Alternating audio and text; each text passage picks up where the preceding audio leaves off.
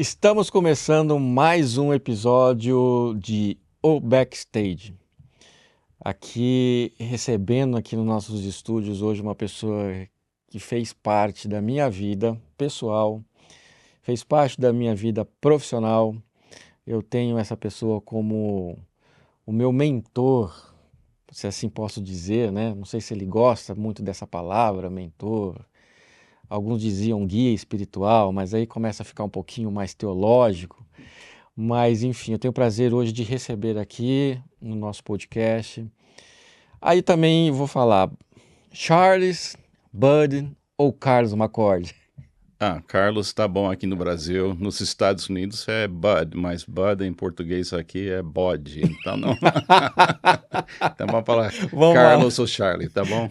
Carlos McCord, que prazer tê-lo aqui com a gente, pastor Carlos. É uma alegria estar com você e ver como que Deus tem tocado na sua vida com tantas coisas bonitas e vendo você arriscar e crescer e viver plenamente. Obrigado. Olha só, quando a gente pensou esse projeto de levar esses assuntos tão importantes para as pessoas entenderem que o que está por trás é o que faz o resultado ser bonito lá na frente, é esse resultado de sucesso. E sucesso também é muito relativo, o que é sucesso? Para uns é dinheiro, para outros é família, para outros é saúde, mas enfim. A primeira pessoa que me veio à mente foi trazê-lo para falar um pouquinho sobre isso. Pela experiência que o senhor tem, né? Por toda essa trajetória e por trazer de uma forma tão simples e tão fácil de se entender como que a gente pode trazer para o nosso dia a dia esses conceitos relacionados a uma vida de sucesso, a uma vida simples, a uma espiritualidade de alegria, de presente, de regozijo, né? Uhum. Então, assim, obrigado mais uma vez. O que eu posso dizer para quem está nos assistindo é não perca um minuto, porque vai ser sensacional. Já posso dizer isso daí. Pastor Carlos, vamos lá. Tá quanto tempo aqui no Brasil já com a gente? Somando todos os anos que eu já passei aqui, são 25 anos, né? Tinha uma fase nos anos 80, 1980, que a gente estava aqui iniciando uma igreja em São José dos Campos. Isso é 40 e poucos anos atrás. Eu tinha cabelo, eu era magro, tinha filhos pequenos.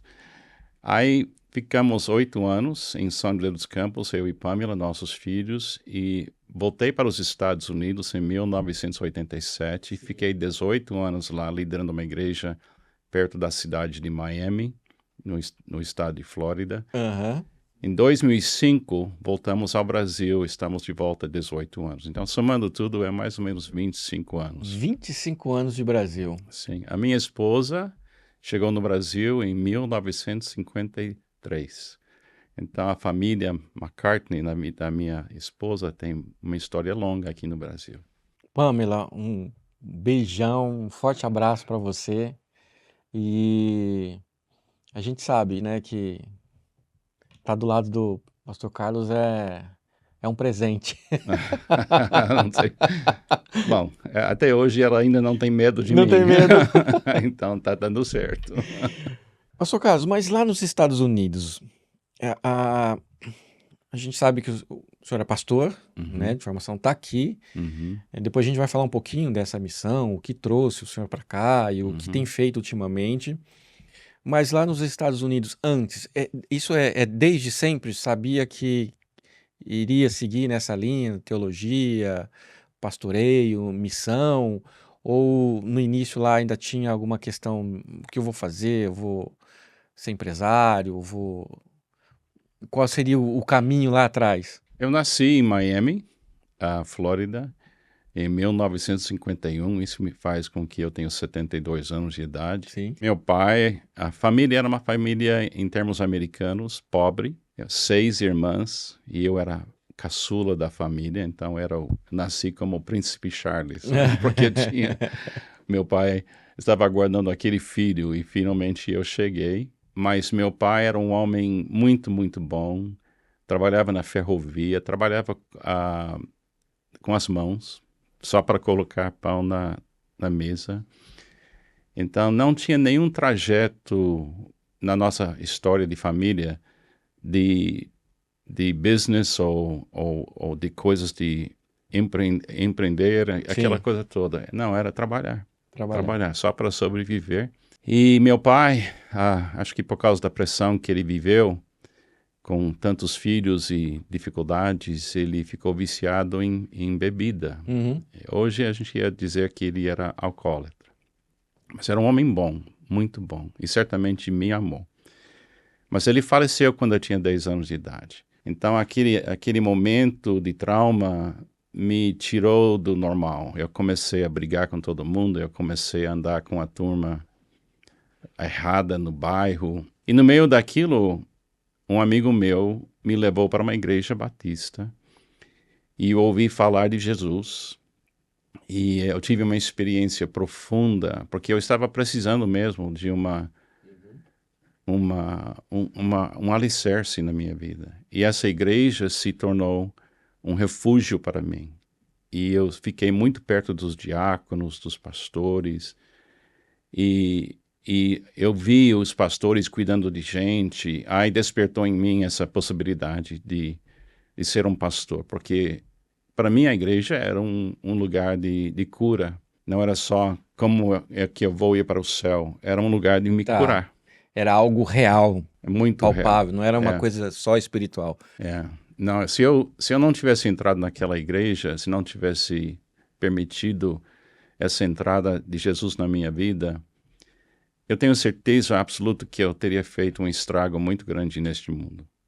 Entendeu? Uhum. Porque eu estava tão bravo e tão. Eu queria brigar com todo mundo, inclusive a minha mãe, meu padrasto. Aham. Mas logo depois de ter essa experiência com Deus, o sinal mais importante para mim, eu comecei a me acalmar. Agora, pessoas que sabem, conhecem eu, você trabalha comigo, você sabe que ainda tem esse lado bravo também, que a Pamela fala que eu estou fofinho agora, nessa fase, mas ainda sou perigoso. Mas a igreja, para mim, foi esse refúgio, uma cura, lugar de cura. Na realidade, é Jesus na minha vida. Sim, sim. Então, assim, a gente já vem lá desses primórdios, né? Uhum, Mas uma vez nós conversamos, apesar de não ter essa formação, mas o senhor passou por alguns lugares que exerceu esse processo de liderança, de gestão, uhum. de coordenação. Acho que teve um colégio lá nos Estados Unidos, foi isso mesmo?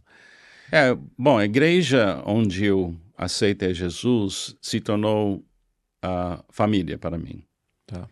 E os pastores conseguiram ver em mim uma capacidade de verbalizar, de pregar, ensinar e liderar. E eu não sabia que eu tinha esses dons.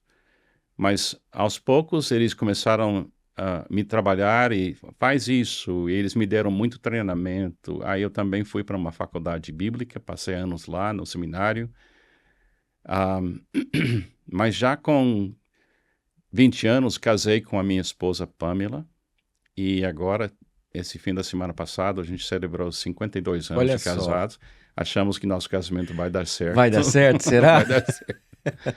E a Pamela tinha 19 anos e aquela igreja, ela tinha uma visão de, de correr atrás das coisas de uma forma rápida. Então, já com 20 anos, eles me colocaram dentro da equipe Uhum. da igreja e eu fui evoluindo nas minhas responsabilidades.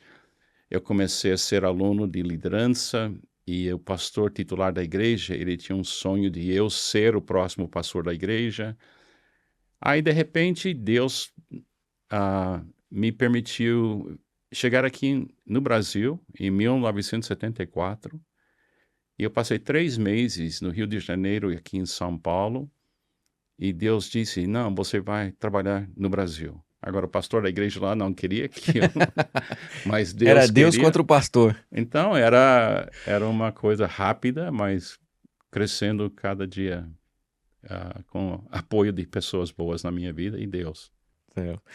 Tem um episódio que a gente conversou uma vez se eu não me engano, de um colégio Uhum, lá nos Estados Unidos, que acho que o pastor ele era uma espécie de coordenador ou gerente de um colégio, era isso mesmo?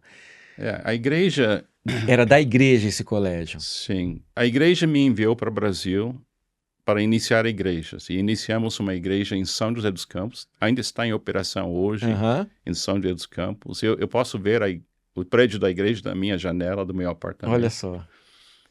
E a ideia era ficar aqui no Brasil, mas plantamos a igreja e o pastor lá dos Estados Unidos, ele queria se aposentar. Aí eu fui chamado de volta para ser pastor dessa igreja. Eu tinha 35 anos de idade.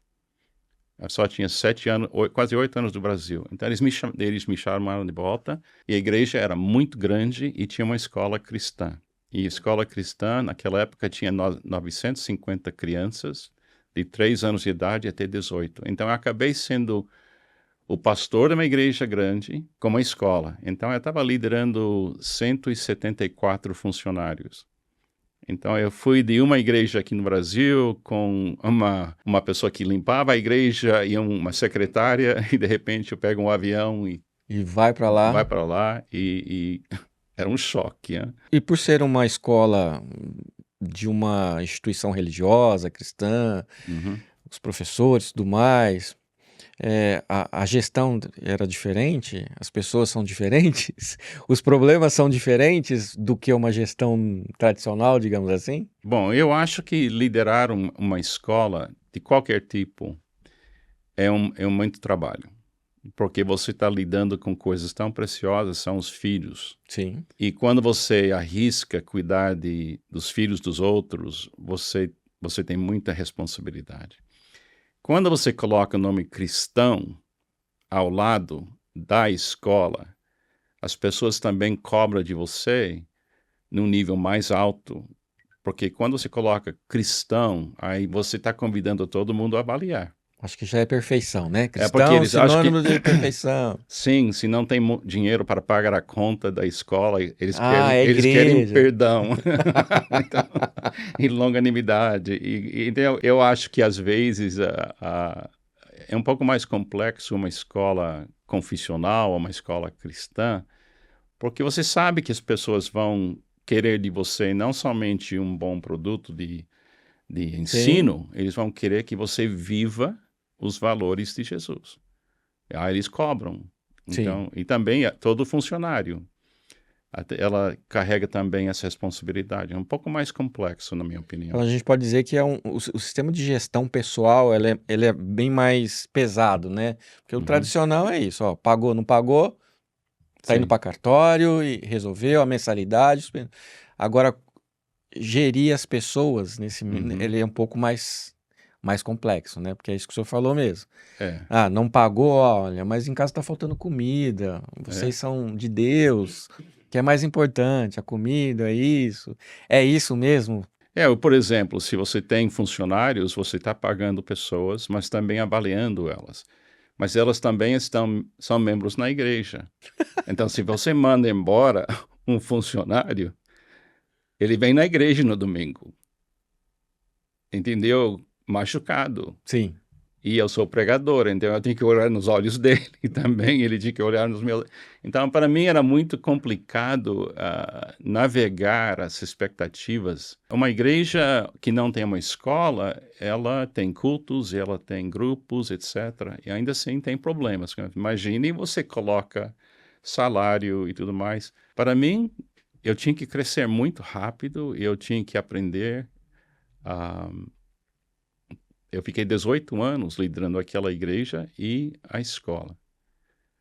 Aí depois voltamos ao Brasil em 2005. É, muita gente olha hoje, né? Essa serenidade, como diz Pamela, fofinho, mas não sabe, né? O backstage, não sabe tudo aquilo que vem forjando Uhum, esse processo todo até chegar onde está hoje. Uma das coisas que a gente tem visto muito hoje em dia nas relações dentro das empresas ou nas relações até mesmo familiares, que hoje está bem diferente, é justamente esse assunto de trazer o relacionamento familiar, Uhum. né? E isso eu acredito que tem muito a ver em relação à formação das pessoas desde a primeira infância. Hoje, como que o senhor enxerga a questão da formação familiar, família, com a primeira formação lá da criança, quando nasce, ela recebe?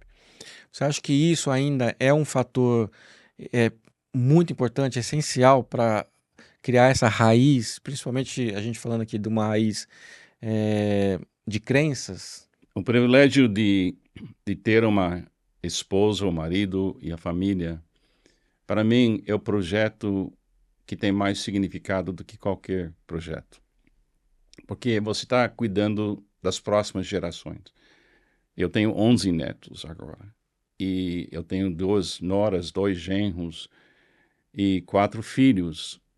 E eu estou vendo o futuro. Eu vejo que os meus netos provavelmente vão estar vivos no próximo século. Uhum, Entendeu? Porque o mundo, a gente está vivendo muito mais anos. Uma coisa que me ajudou bastante era minha percepção que Deus apoia quem ama.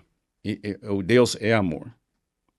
Então, se eu quero o apoio de Deus, o amor tem que ser minha prioridade. Quando eu casei com a Pamela, com 20 anos de idade, eu tinha muita bagagem, eu tinha muita trauma na minha vida. E a Pamela, ela foi criada aqui no Brasil e ela tinha uma família estável. E minha família não era uma família estável. E com a morte do meu pai, uhum, a coisa piorou mais. Então, quando ela casou comigo, ela percebeu minha fé, ela percebeu a paixão que eu tenho para Deus. Ela não conheceu o a trauma que estava dentro de mim. Então, eu casei sem saber como funciona um casamento, entendeu? Então, eu tinha que aprender. Foi milagre de Deus que a Pamela aguentou os primeiros 10 anos do nosso casamento, porque eu não tinha na minha mente um modelo. tá. Eu tinha teologia, eu tinha energia, a gente veio morar aqui no Brasil, plantamos uma igreja, mas dentro de mim ainda estava muito machucado. Então, para você amar pessoas, você tem que ser amado. Eu acho que funciona desse jeito. O amor gera o amor. Então, Deus é a fonte do amor. Então, hoje, quando eu falo com casais sobre família, eu uso uma coisa muito simples, assim, é chamado raízes, sonhos e asas. Era o lema da escola, Tá. lá onde eu era presidente, né? Você quer que a criança tenha uma experiência em ser enraizada no amor. Ela precisa saber que ela é amada e ela vai ser sempre apoiada.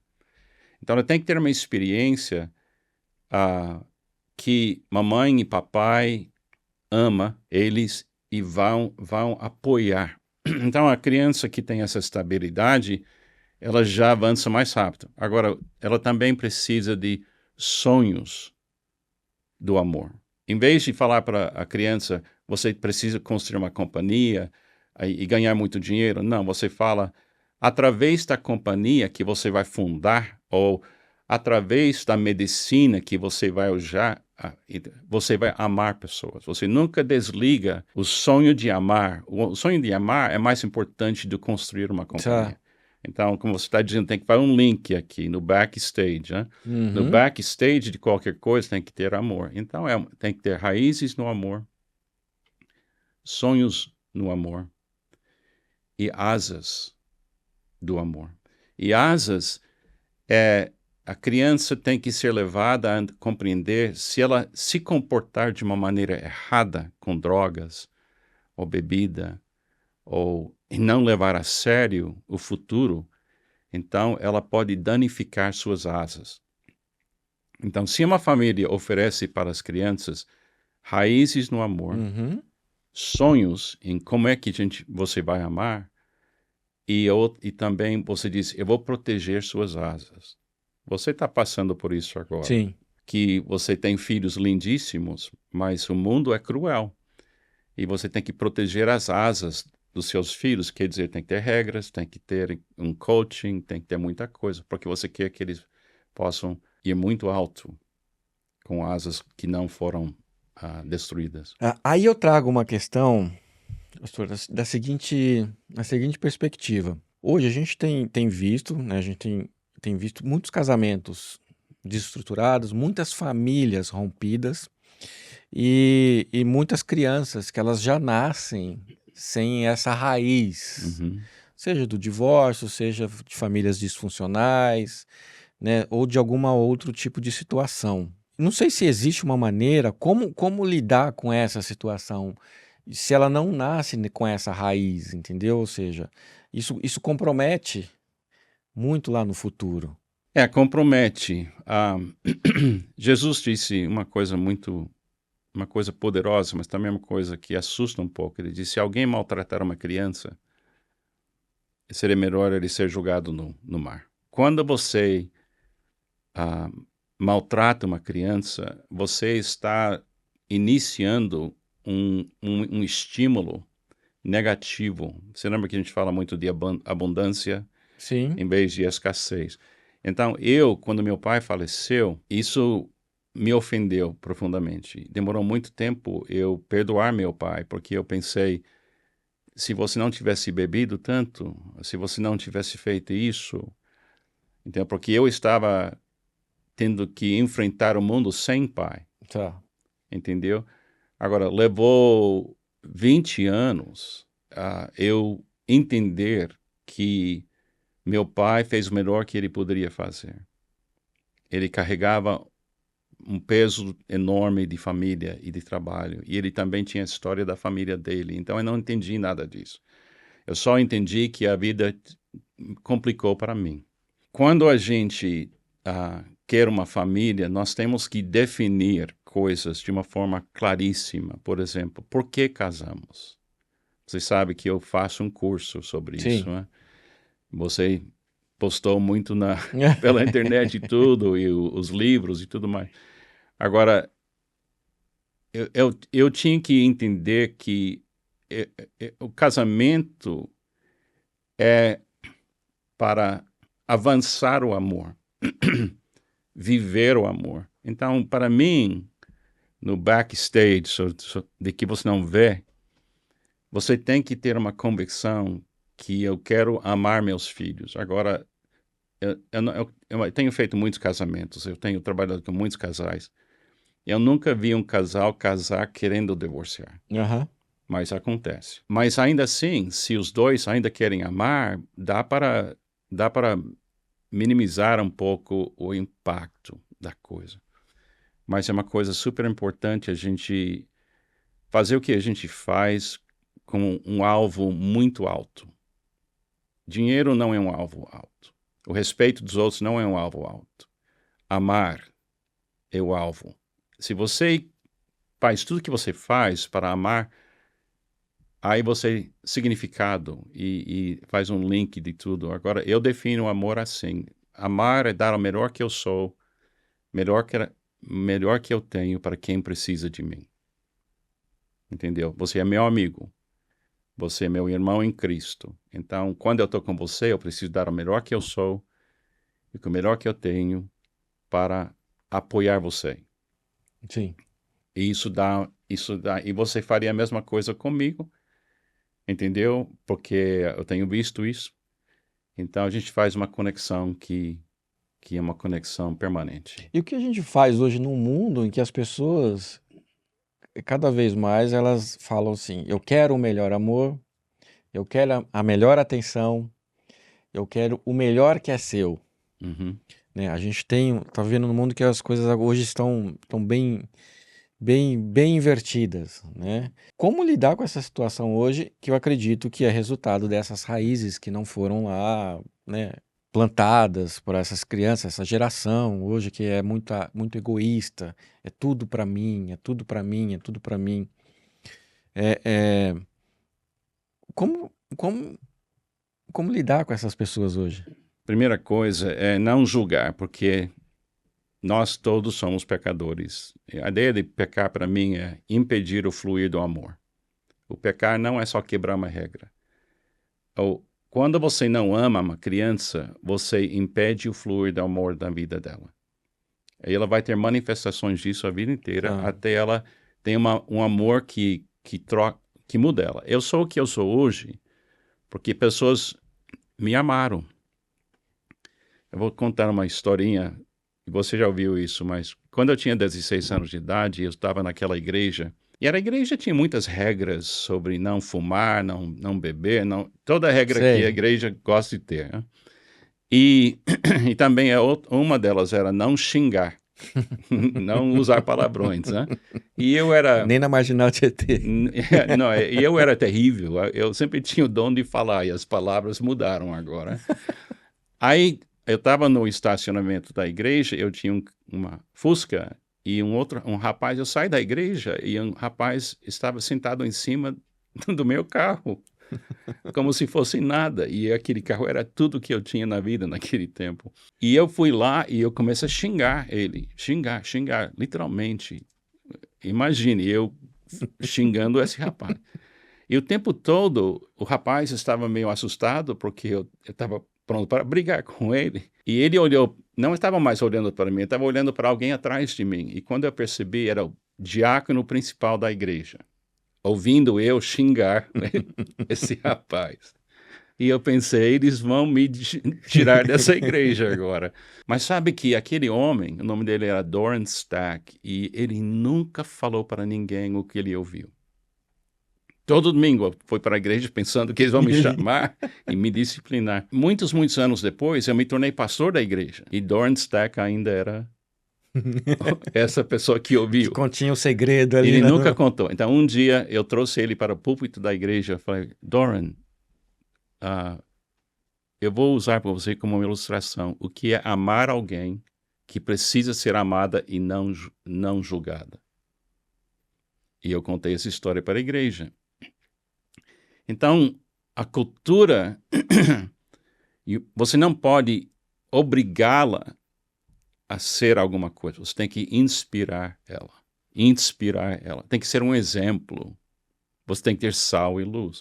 Então, não vai dar nada em gritar e exigir. A gente tem que ter paciência com as pessoas, porque a gente não conhece o backstage da vida dela. Uhum.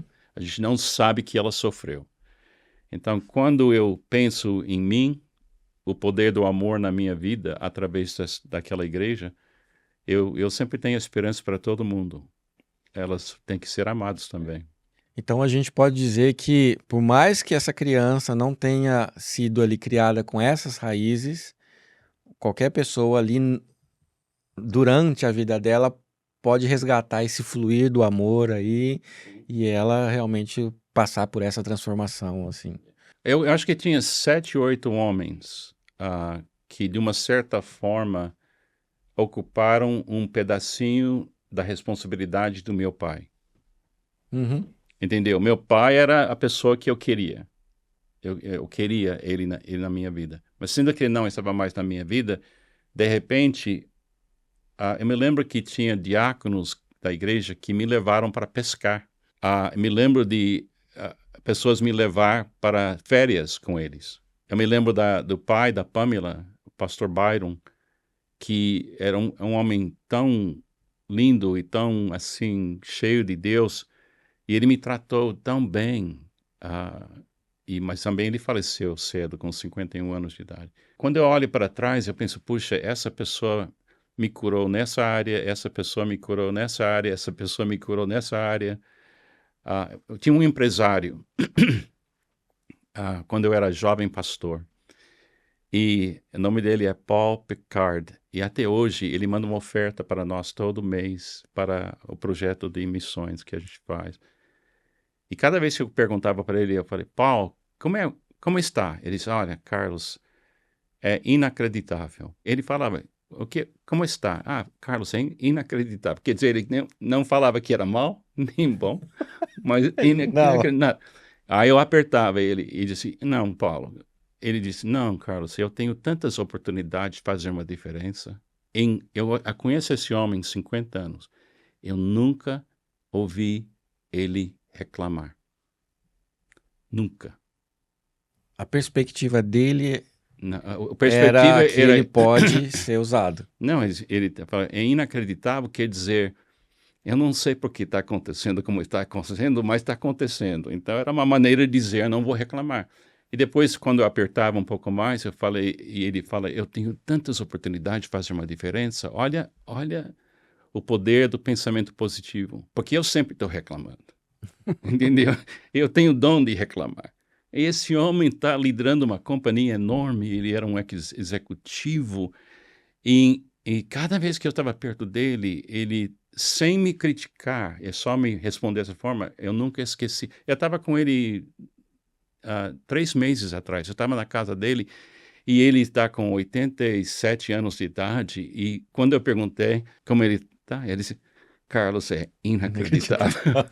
Entendeu? Uma pessoa, uma pessoa que ama uma outra pessoa pode estar preenchendo uma lacuna que pode mudar a vida daquela pessoa. Maravilhoso isso. A gente sabe que nas corporações, hoje em qualquer atividade que a gente vá fazer, seja ela profissional, é, na verdade está ali atrás daquilo está uma pessoa, Uhum, que essa pessoa tem toda esse backstage, tem toda essa formação, uhum, né, ali por trás dela.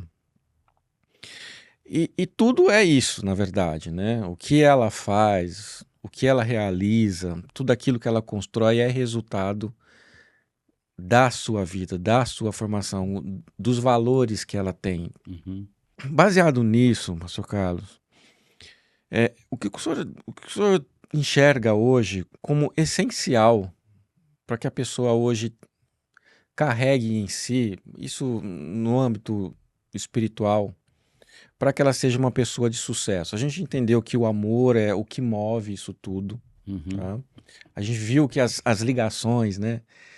Como isso é feito, as pessoas que participam da vida dela, têm influência em uhum. de repente unir esses elos que foram quebrados por algumas situações, né? O que falar hoje para uma pessoa que já está numa fase adulta e que está à frente de algum projeto desse, que tem a responsabilidade, como ela por si só, na verdade, ela consegue puxar isso, ou ela sempre vai ter que ela vai ter que buscar outras pessoas, ela vai ter que buscar outros artifícios para poder se sentir amada.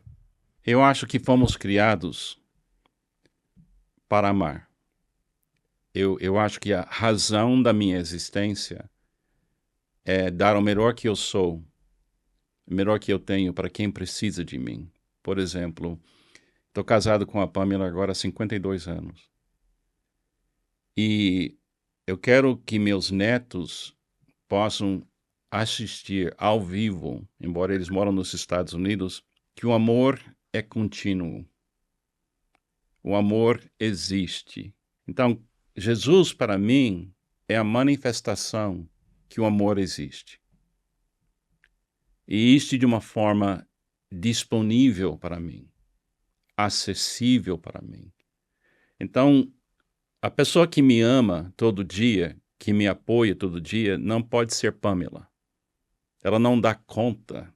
Eu preciso, isso é espiritualidade. Espiritualidade é crer que Deus apoia a gente, mas temos que compreender uma coisa, ele só apoia o amor, entendeu? Ele não apoia mentiras. Uhum. Então, se eu vou contar com o apoio dele, eu tenho que compreender que eu preciso alinhar minha vida com coisas que vão beneficiar pessoas.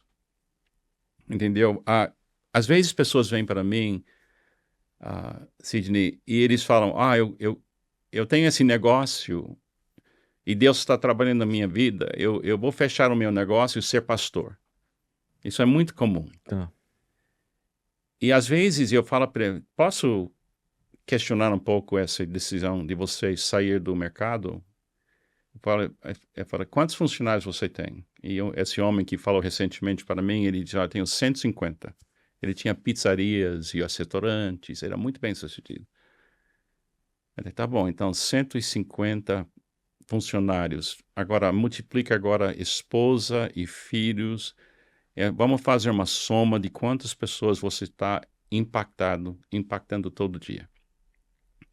Era 400 pessoas quase.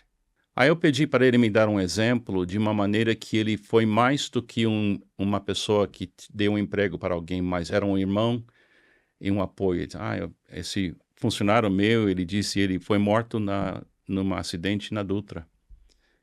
E eu falei, então, o que você fez? A gente está pagando toda a educação dos filhos Uhum. e cuidando da esposa. Aí você, por quê? A lei exige isso? Não. Porque eu considero meus funcionários família. Sim. Então eu falei para ele, você já é pastor. Eu prego no domingo, mas o que você está fazendo é rebanhar pessoas e cuidar de pessoas. E seus filhos e netos estão vendo isso. Agora, se você só quer dinheiro, você não teria pago aquelas coisas, entendeu?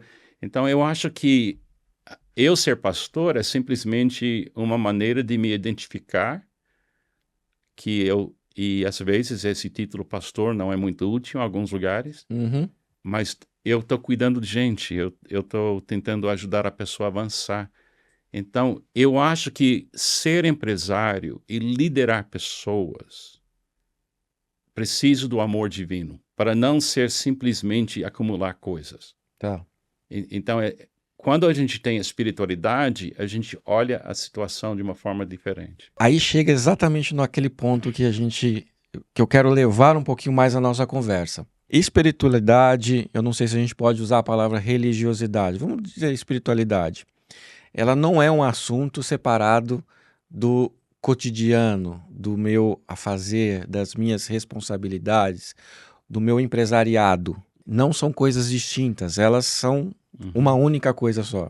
É isso que o senhor trouxe para cá. Não é eu sou o espiritual no domingo e na segunda eu sou o empresário. Você fala um pouco do sucesso. O que é sucesso?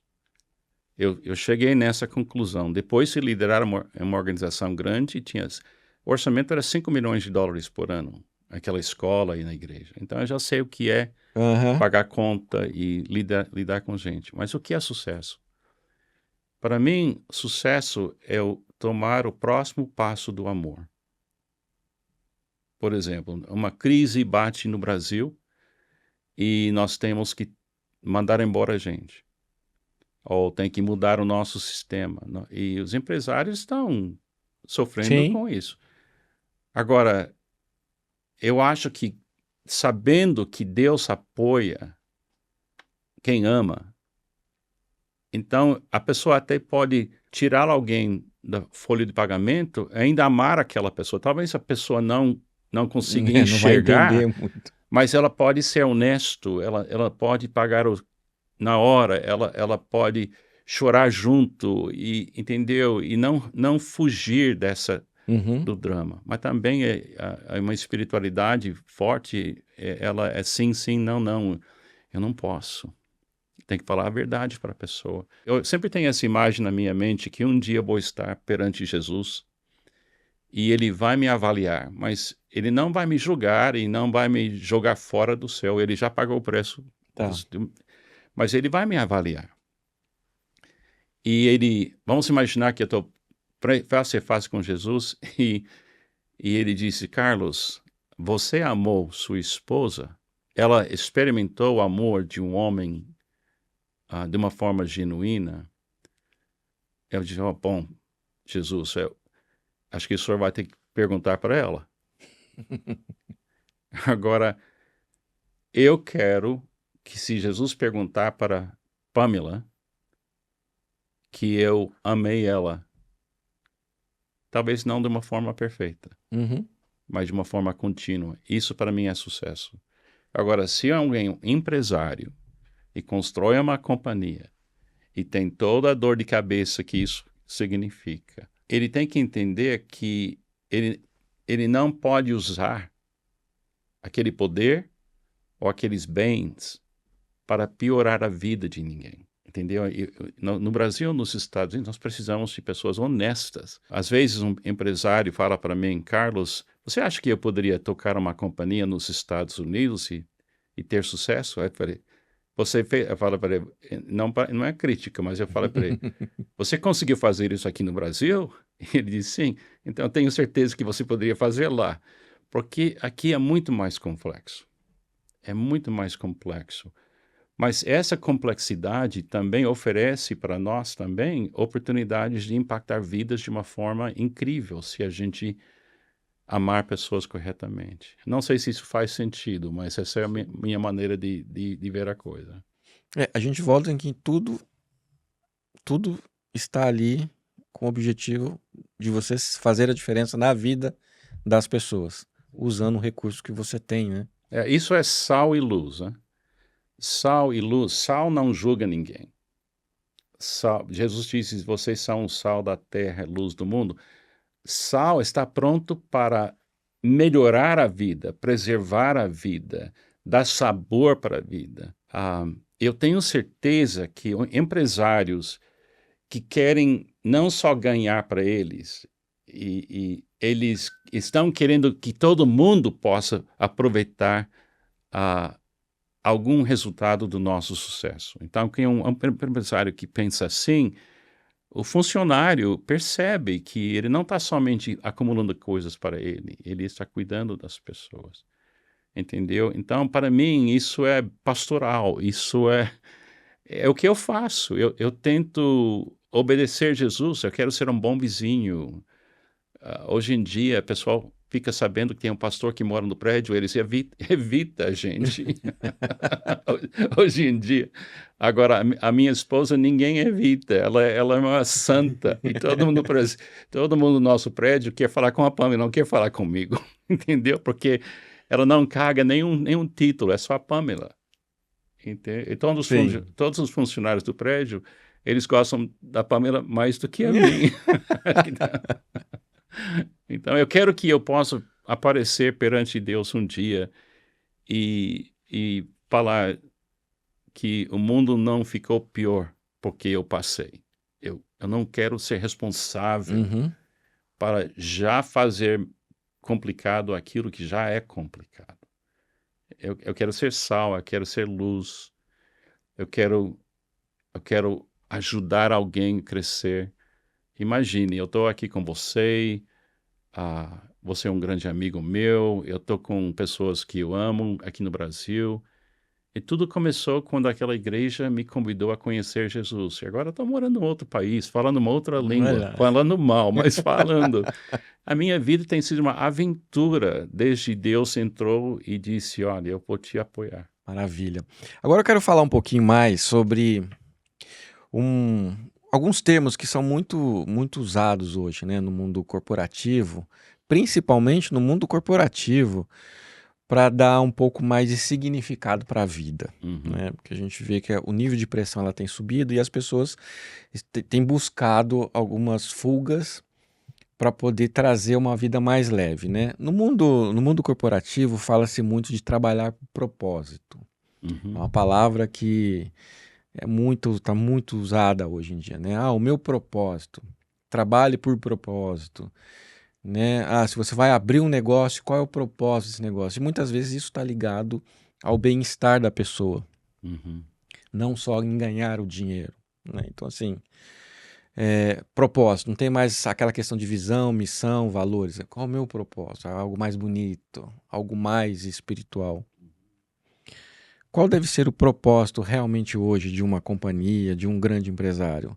Amar. Bom, se a gente definir amar, porque a palavra amor abusado, a gente ama cachorro, a gente Sim. ama, então, mas a pessoa ama cachorro, dá o melhor de si, eu vejo eles no meu bairro, na chuva, andando com... Eu dou graças a Deus que não tenho cachorro, porque não vou na chuva. Se definir essa palavra amar para mim, você tem que definir. Você tem que ter algo que é um alvo, ou chamado de propósito, que inspira você, entendeu? Eu quero ficar rico. Eu conheço pessoas ricas que estão vivendo vidas terríveis em termos de... Uhum. Eles têm dinheiro, mas não têm ninguém perto. Eles têm dinheiro, mas não tem ninguém que eles podem confiar. Uhum. porque todo mundo está tentando pegar o dinheiro deles. Meu propósito é uma questão de por que eu estou aqui. Para mim, facilitou muito quando eu entendi que Jesus falou: você será sal e luz. E ele promete que ele pode fazer esse milagre. Então, eu vejo tudo que eu fiz até agora e eu penso assim. Sabe, nos Estados, não sei se tem esse costume aqui no Brasil, eles escrevem alguma coisa na jazigo, assim? No jazido. Então, e é uma declaração sobre a pessoa. E eu queria se colocasse no meu, ele amou. Eu queria que alguém, na hora que eu estou terminando a minha corrida, ele não atrapalhou a minha vida, ele não tirou da minha vida. Para mim, Jesus nunca me fez mal. Eu não consigo nem imaginar nada que Jesus fez na minha vida que não me apoiou e ajudou. Agora, Jesus é rígido. Ele tem umas palavras, por exemplo, ele fala assim: deixe seu sim ser sim, seu não ser não, o que vai além disso dá uma liga. Então, ele me cobra não mentir. Ele me cobra nem impedir se alguém me quer me emprestar alguma coisa, ele empreste. Essa ideia do meu propósito amar, significa tudo para mim. Agora, a pessoa tem que olhar para a coisa mais alta que ela consegue enxergar. E para mim, a coisa mais alta é Deus. Propósito seria, então, uma questão mais espiritual? É espiritual no sentido, se a gente. A ideia de espírito, o que é espírito? O espírito é aquela parte invisível dentro de mim.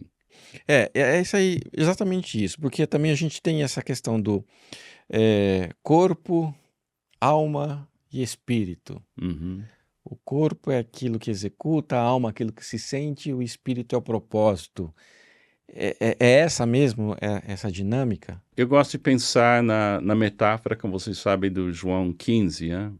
Jesus disse: eu sou a videira verdadeira.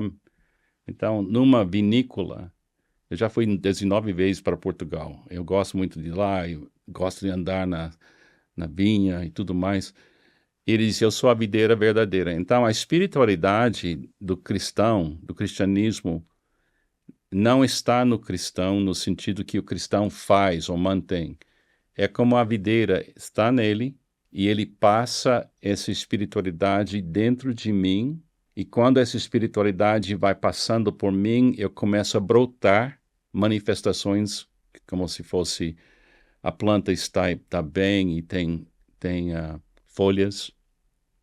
Mas o alvo de tudo isso é que essa espiritualidade se transforma em uvas.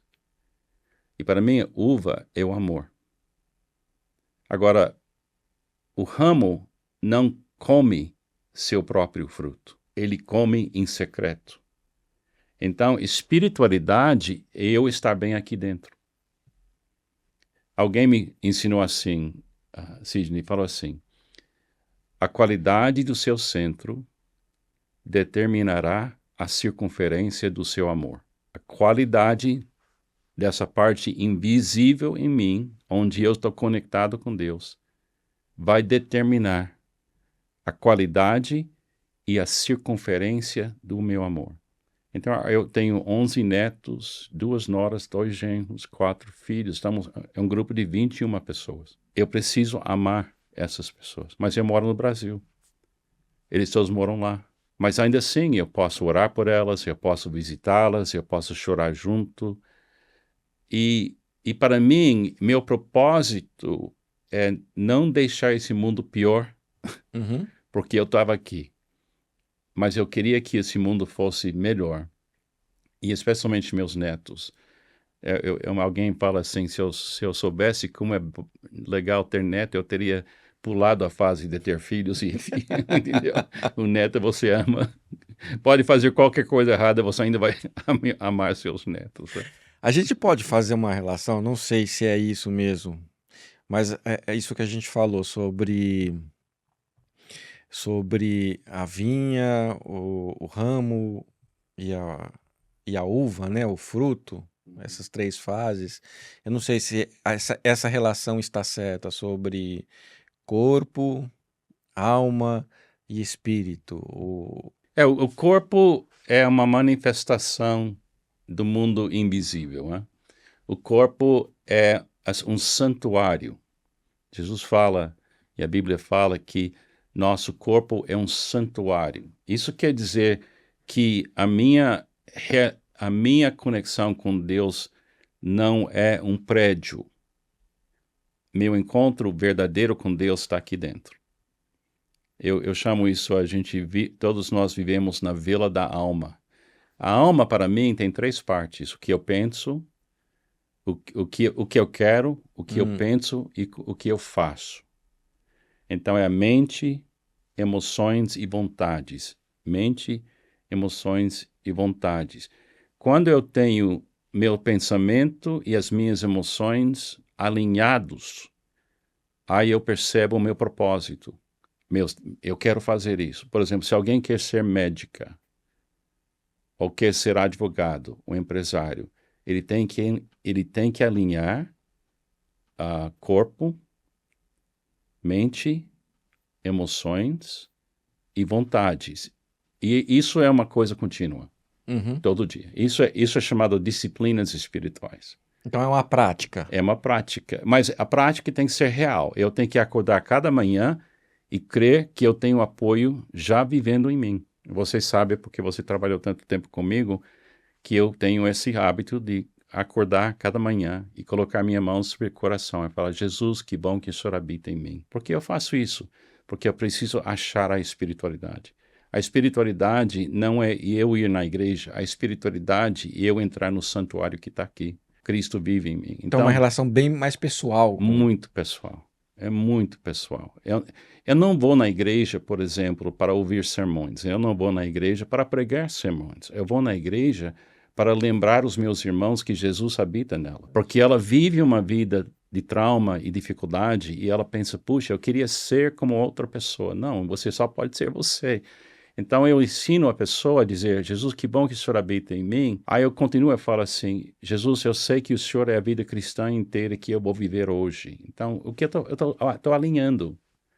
Você sabe, porque você preparou o material para colocar na internet, eu pratico 9 disciplinas espirituais. A primeira delas é mire alto, ouça a voz, louve a Deus, ser grato, confessar os meus pecados, afirmar quem eu sou, interceder, pedir e agir. 9 disciplinas, todo dia.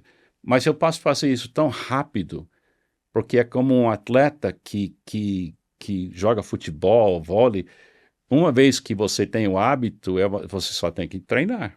Entendeu? É uma coisa interessante que eu tenho percebido, inclusive uma conversa que eu tive com o Natan, e que faz parte de práticas, são exercícios mesmo que devem ser feitos no real, não é uma questão só de divagação, né? Ficar imaginando aquilo, mas você tem que exercitar mesmo, né? Então, assim, é colocar a mão, é falar, é exercitar essas ações, essas disciplinas de forma prática, né? Sim. Porque eu acho que as pessoas hoje elas vivem numa expectativa de que é tudo muito só esotérico, é espiritual, parece que vem uma fumacinha e entra dentro de você e ali você se sente totalmente em sintonia. E na verdade exige da gente algumas práticas mesmo, né? Sim. Eu vou te contar uma história que aconteceu recentemente. Eu estava em Califórnia com meu filho Kenny, ele mora em São Francisco, e a gente foi visitar umas vinhas. A piada entre os donos das vinhas era que pessoas estavam se aposentando e dizendo, médicos e advogados e empresários, eu vou terminar minha vida cuidando de uma vinha, porque na cabeça deles cuidar da vinha seria muito fácil. Tá. Então, só abrir o vinho e tomar. Como se fosse só cuidar bem da planta de alguma forma. Agora, mas o que aconteceu? Esse pessoal prestava atenção porque o pessoal vem, compra uma vinha. Eles estavam falando para o meu filho, a gente sabia que daqui a 2 anos eles vão vender a vinha e a gente vai comprar por muito menos do que eles pagaram, Por quê? Porque a espiritualidade é super prático. Por exemplo, eu levanto hoje de manhã, levantei hoje cedinho para vir para cá, para São Paulo, e eu nunca, aqui no Brasil, em São Paulo, nunca sabe se vai levar 2 horas, ou 3 horas, ou 4 horas, ou 5 horas. Então, eu levantei muito cedo para chegar aqui. Essa é a realidade de São Paulo. É a realidade. Então, você tem que ter disciplinas em São Paulo. Entendeu? São José dos Campos não tem que ter tanta disciplina. Quando eu vou para algum lugar em São José, o médico está perto, o shopping center está perto, Sim. não tem tanto trânsito. Mas o coração do Brasil não é São José dos Campos. O coração do Brasil, para empresários, é São Paulo. E se alguém vai viver aqui, ela tem que ter disciplina. Sim. Ela tem que ter disciplina, e muita disciplina. Porque ela pode perder um dia inteiro em segundos. Agora, na espiritualidade, eu preciso estar atento para a minha vida interior, com muita atenção, porque a qualidade do meu centro determinará a circunferência do meu amor. Eu vim pelo Marginal Tietê, e você se lembra que eu falei que o único lugar no Brasil onde eu volto a xingar É na Marginal. na Marginal Tietê, porque eu fico louco naquela estrada, entendeu?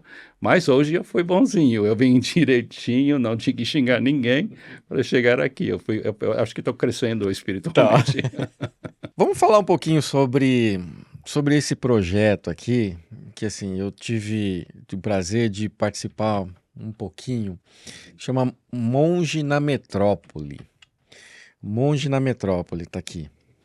É estranho, vindo de um pastor, teólogo, então a gente tem monge. E de igreja, que normalmente a gente espera que um pastor esteja dentro de uma igreja, metrópole. Então, assim, é bem interessante o nome, Monge na Metrópole. Pastor Carlos Macorde. O que na verdade, quis transparecer aqui esse título aqui?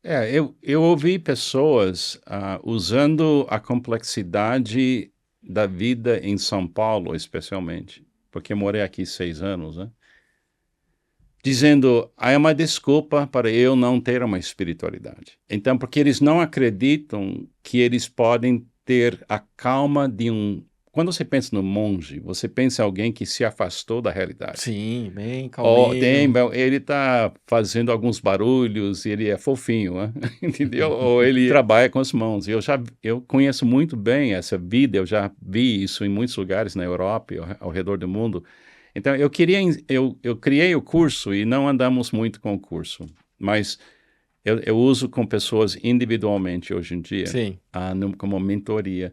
É que eu acho que a maior conquista é paz e descanso no interior. E na medida da complexidade ao redor de você, você tem que trabalhar a calma interior. É um pouco como o Nathan fala da mindfulness. sim. Se você vive liderando complexidade e você vive uma vida complexa, eu não tenho tempo para ser calmo. Tem que ter. Tem que ter. Pode ser no carro, na hora que você está vindo, desliga tudo e eu faço as minhas disciplinas. Eu vim para cá hoje de manhã, pelo Ayrton Senna, e eu tinha muito tempo, eu não liguei nada, mire alto, eu penso em Jesus sempre, é o ponto mais alto. Aí depois eu ouço a voz de Jesus, Jesus, fala alguma coisa para mim para esse dia. E hoje ele falou, não xingue alguém no Marginal. então, Ele te deu um bom conselho. aí eu tinha um tempo de louvor, eu tinha um tempo de agradecer, eu tenho um tempo de saneamento básico, que eu chamo confissão.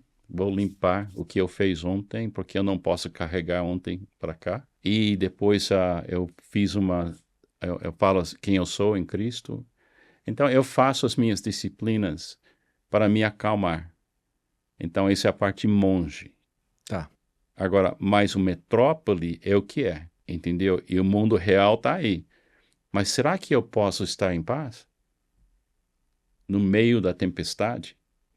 Então, essa é a ideia. Então, eu criei esse curso só para levantar essa perspectiva. E assim, realmente é uma dor muito, muito forte hoje em dia, Uhum.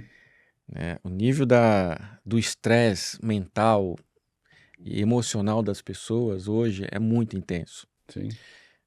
E conseguir realmente ter essa sensibilidade de você conseguir se acalmar, porque o mundo está aí, Uhum. né?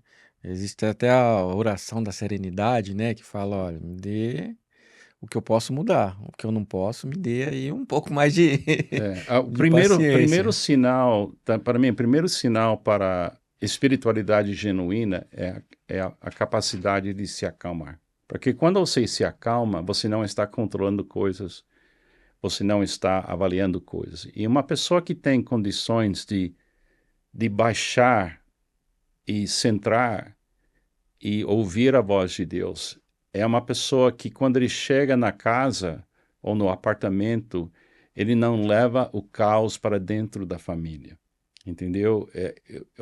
Para ser empresário, você vive com muita coisa o tempo todo e você não pode levar aquilo dentro de casa, porque é papai que está chegando, é o marido. Então, eu tinha que aprender Uhum. que eu não poderia entrar no meu apartamento carregando as mágoas e a frustração, porque é como se fosse gripe. Eu estava trazendo uma infecção dentro da minha casa.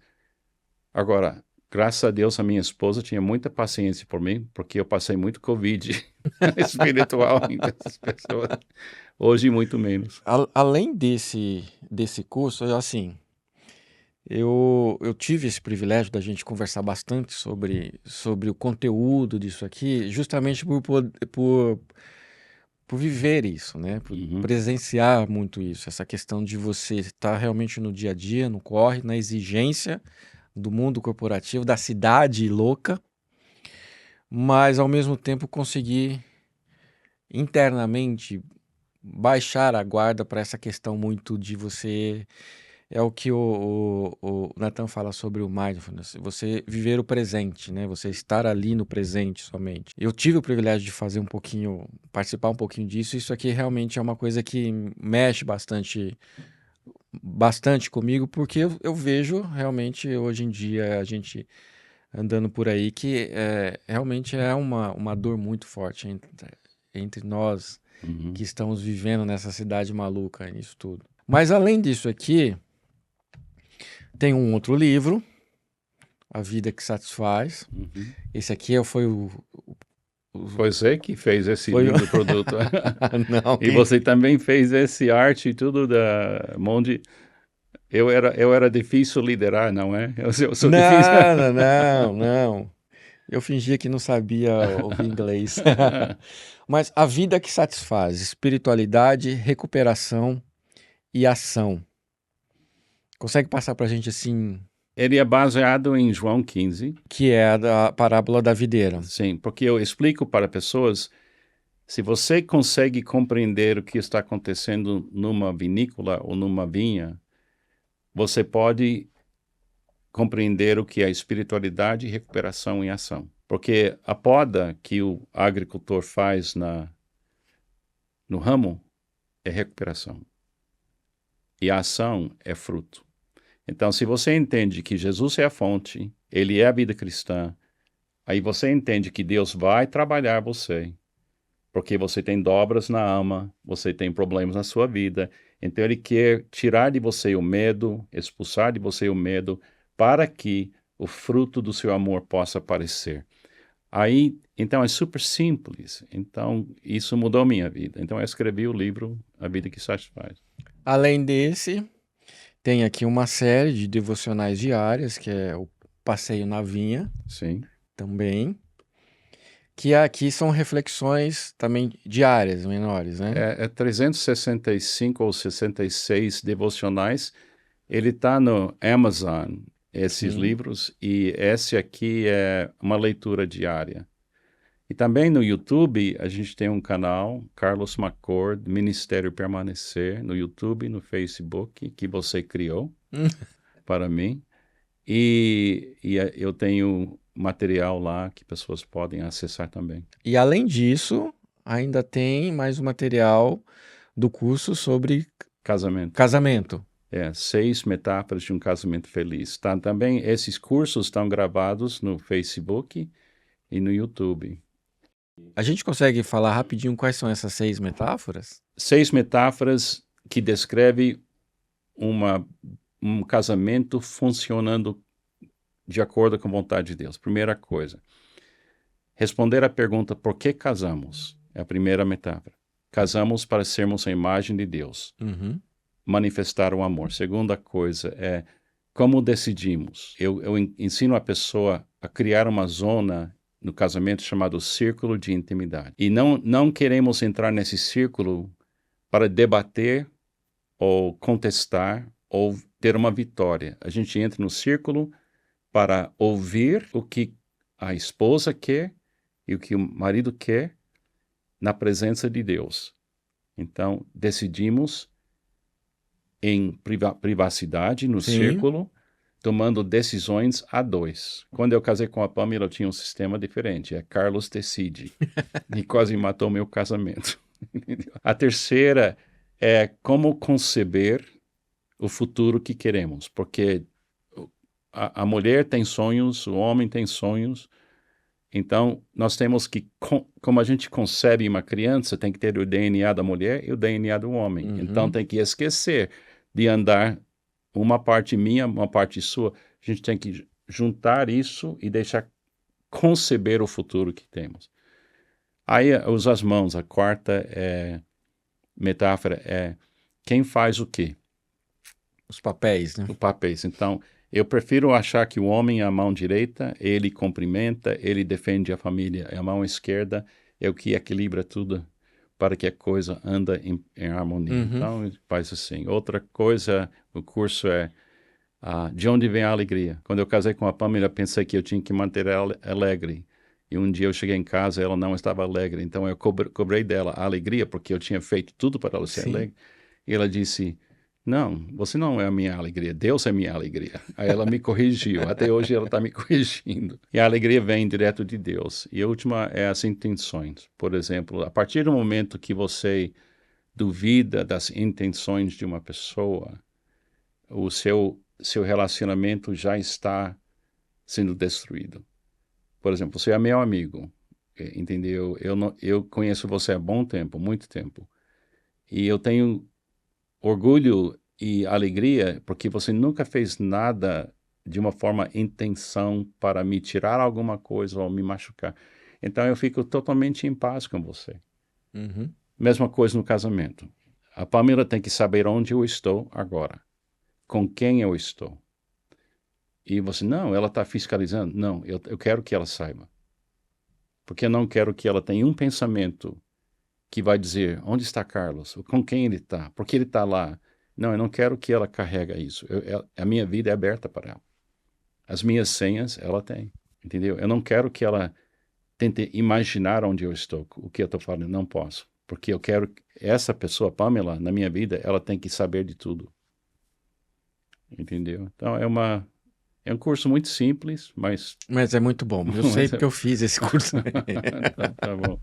Eu fiz. Pastor Carlos, muito obrigado pela sua presença. É sempre muito bom ouvir. Eu aprendo muito, né? E assim, antes da gente encerrar, para quem está nos assistindo, nos ouvindo, o que o senhor falaria para essa pessoa que está vivendo esse momento de muita correria, de muita dor, dor espiritual, essa coisa que ela leva para dentro de si mesmo, nesse mundo agitado? Qual é o conselho que o senhor daria para essa pessoa? Bom, sendo pastor e discípulo de Jesus, eu ia recomendar que ela lesse o Sermão do Monte. O Sermão do Monte é só 3 capítulos no livro de Mateus. E no início do Sermão do Monte, Jesus repete uma frase 9 vezes. Bem-aventurado, bem-aventurado, bem-aventurado, bem-aventurado. A palavra vem da ideia de aventura ou ventura. Bem-aventura. E ela é uma palavra que diz, eu vou te apoiar. Eu vou te apoiar.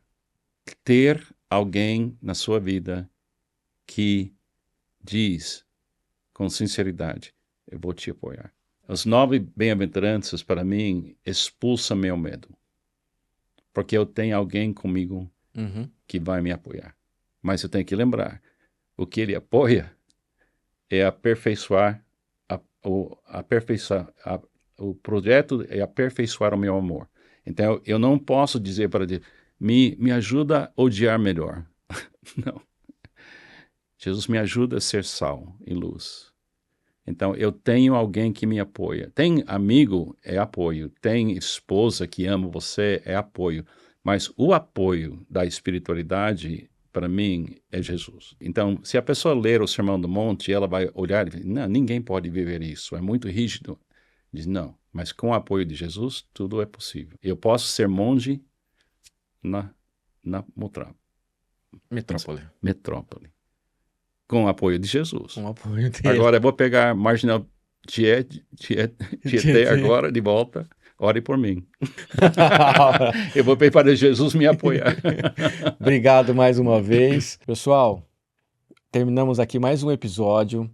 Se você ainda não nos segue, siga, compartilha esse vídeo, dê o seu like, siga a gente nas redes sociais. Lá no Instagram é @oBackstageCast, ok? E fique ligado que logo mais a gente tem mais um novo podcast.